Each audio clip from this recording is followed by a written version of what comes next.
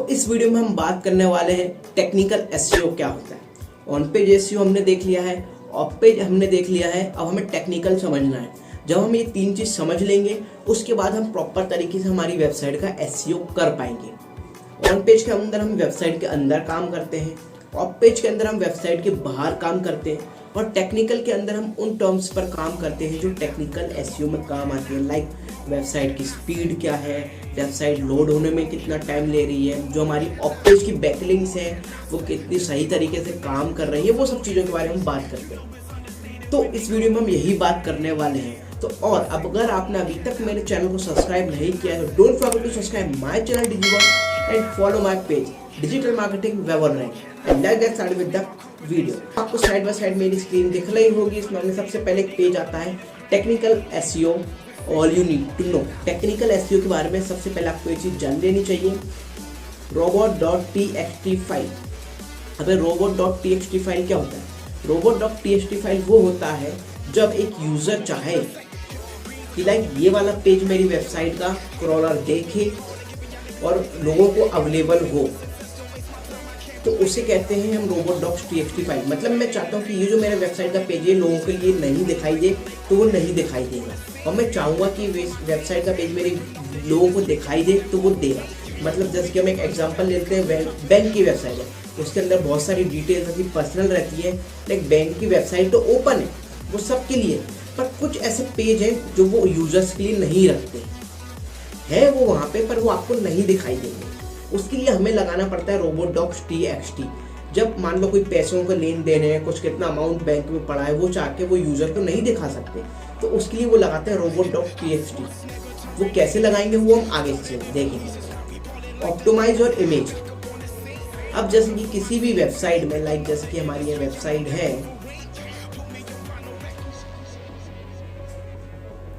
इसमें जो भी ये इमेजेस डली है इसको ऑप्टिमाइज करना और कम से कम एमबी, कम से कम केबी में अपलोड करना। जितना ज़्यादा कंप्रेस हो पाए उतने ज़्यादा कंप्रेस करना, जिससे हमारी वेबसाइट पे ज़्यादा लोड नहीं आएगा।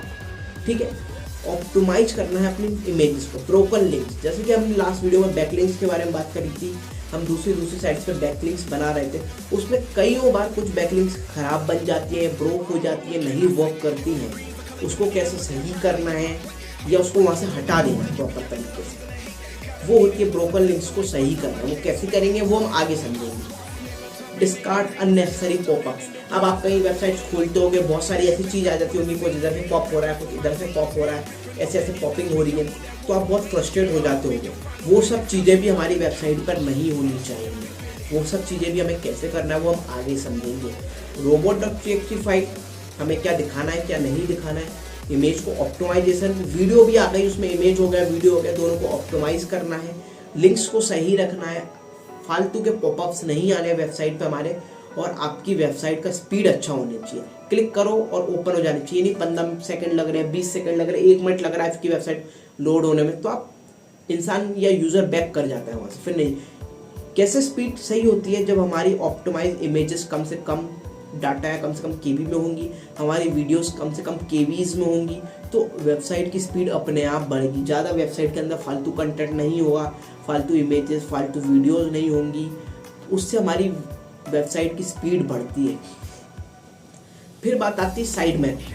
हमारी वेबसाइट का प्रॉपर तरीके से अरेंजमेंट, हमारा साइट मैप कहाँ क्या है कैसे है वो देखना। अब हम देख लेते हैं साइट मैप दिखता कैसे। मान लो एक कोई वेबसाइट है किसी की, ठीक है, अब हम इस वेबसाइट का साइट मैप देख रहे हैं, तो हम इसके बाद एक चीज़ लिखेंगे, ठीक है, sitemap.xml, और हम सर्च मार देंगे तो इसकी वेबसाइट का साइट मैप खुल गया। ये क्रॉलर पड़ता है कि कहाँ पे किस बारे में लिखा हुआ है, कहाँ पे किस बारे में लिखा हुआ है, ये पेज किस बारे में है, ये डिटेल किस बारे में है, ये डाटा किस बारे में है। ये हर वेबसाइट का अपना पर्सनल होता है, हमें साइट मैप बनाना पड़ता है हमारा। वो कैसे बनता है वो हम आगे वीडियो में जब हम टेक्निकल एसईओ करने जाएंगे तब हम समझेंगे। अभी हमने समझा है हमारी लोड स्पीड कैसे सही कर सकते हैं, पॉपअप नहीं होने चाहिए, ब्रोकन लिंक्स नहीं होनी चाहिए, इमेज प्रॉपर ऑप्टिमाइज होनी चाहिए। देखो जैसे कि इसमें लिखा हुआ है, बड़ी इमेज थी छोटी कर दिया, केबी ज़्यादा था कम कर दिया, कंप्रेस कर दिया उसमें इमेज को। सेकेंडली हमारी robot.txt फाइल, हमें क्या दिखाना है क्या नहीं दिखाना है, वो हो गया हमारा robot.txt file. 84% of website include large images, 38 images broken website. ये सब चीज़ें हमें बिल्कुल सही रखनी है। Why technical SEO is important, the part of technical SEO that the search engine informant about a website, the process optimize website crawler and indexing। indexing और crawling में हेल्प करता है मेनली हमारा, या ये समझ लिया। हमारी वेबसाइट को मोबाइल फ्रेंडली भी बनाना जरूरी है। ये हो गया हमारे robots.txt के फाइल। साइट मैप की बात हो गई। All broken link 404 not found. इसका मैं आपको एक लाइव एग्जांपल दूंगा। मान लो कोई ये वेबसाइट है, ठीक है, मान ली हमने एक वेबसाइट सर्च करी यहाँ पे, ठीक है, हमने एक वेबसाइट सर्च करी। अब इसके बाद हमने कुछ भी लिख दिया, कुछ भी हमने सर्च मारा, क्या होगा? The site can't be reached, मतलब ये पेज इसकी वेबसाइट में रीडायरेक्ट ही नहीं करता है। अब इसका कायदे से क्या होना चाहिए था? अगर हम कुछ गलत चीज़ डाल रहे हैं तो हमें वापस रीडायरेक्ट कर दे हमारे होम पेज पे, जैसे हमारा ये अमेजोन है। अब देखो ये अमेजोन की एक होम पेज है।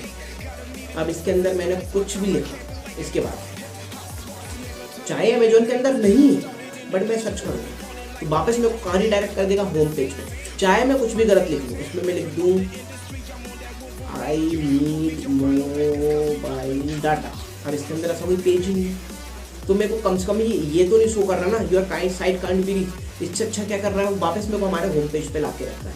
तो ये होता है हमारा 404 रीडायरेक्शन। जब वेबसाइट के अंदर वो पेज होता ही नहीं है, गलत कुछ हम सर्च कर देते हैं, तो वो हमें ना कि ये एक ऐसा कुछ उल्टा सीधा दिखाए जिससे यूज़र को समझ ना आए, उससे अच्छा वो क्या करता है कि वापस हमारे होम पेज पे रीडायरेक्ट कर देता है। रीडायरेक्शन हमें लगाने पड़ते हैं, वो कैसे लगाएंगे हम आगे वीडियोज़ में समझेंगे।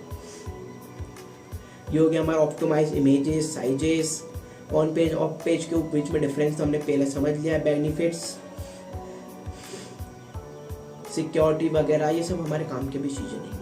जो मैंने आपको मेन चीज़ आपको बताई है टेक्निकल के बारे में, वो ये है robots.txt, optimise size, broken links, grade speed, site map. ठीक है, ये थोड़ा सा टेक्निकल के बारे में मैंने आपको ओवरव्यू भी दिया है। कैसे एक एक चीज़ करेंगे वो हम आगे वीडियो में समझेंगे। इसमें साइट मैप होता है ना, वो robots.txt होती है, ऐसे इसमें कैनोनिकल भी होता है, कैनोनिकल टैग। उसमें क्या होता है, जब आपकी वेबसाइट के बहुत सारे URLs कॉपीज हो जाते हैं तो हमको क्रॉलर को बताना है कि यार तू बाकी वेबसाइट को ना जाते हुए पढ़, जो वेबसाइट के बारे में मैं बता रहा हूँ उसी को पढ़।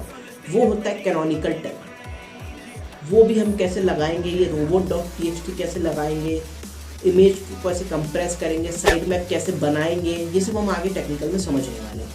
ठीक है, तो अगर आपको अभी तक मेरी वीडियो समझ आई है तो don't forget to subscribe my channel Digiboss, जिससे कोई भी नई इन्फॉर्मेटिव वीडियो आए तो उसकी नोटिफिकेशन आपको मिल जाए। तो मिलते हैं नेक्स्ट वीडियो।